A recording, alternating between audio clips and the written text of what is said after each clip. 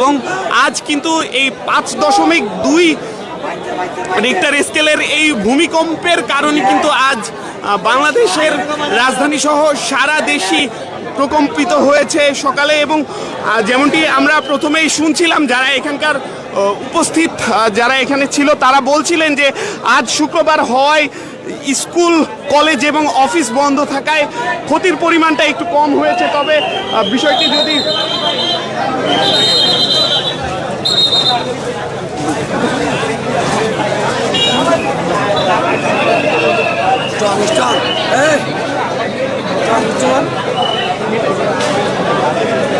যেমনটি আমরা আপনাদেরকে দেখানোর চেষ্টা করছিলাম, এই পুরান ঢাকার যে বংশাল এলাকা, সেই বংশাল এলাকার যে পরিস্থিতি সেটি আপনাদেরকে দেখানোর চেষ্টা করছিলাম।